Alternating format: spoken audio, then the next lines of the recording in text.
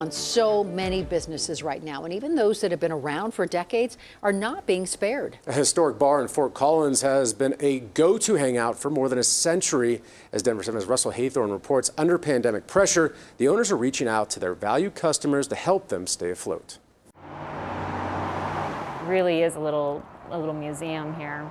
That age-old expression about walls talking. That's Dennis Newland. That's the guy that I bought the bar from. Has perhaps never been more true than inside here. Oh, if these walls could talk? Yeah. Well, I don't know if we want to hear any of that. As general manager Sarah Shireman and owner Jake Latondras, who's out of town, explain. It's a historical landmark. The Town Pump on College Avenue in Fort Collins It's been here since 1909. has always, quite literally, been the go-to watering hole. If you notice on College Avenue, it's really wide. The street is about 108 feet wide. They built the streets that wide so that people that came in with horse and buggies could do U-turns. You could do a U-turn and you could water your horses out front here. There was the actual watering pump out front. That's why it's called the Town Pump.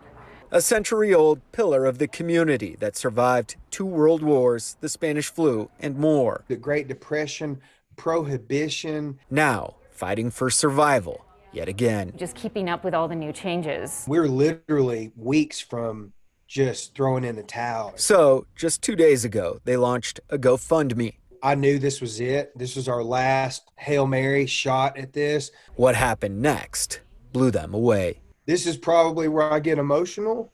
There was something deep down inside that told me, the people would come together.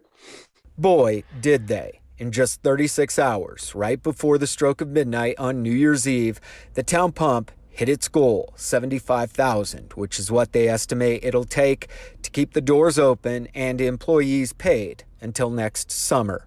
I think both Jake and I are just incredibly humbled. We did not expect this. Saving a legend and all those stories these walls could tell.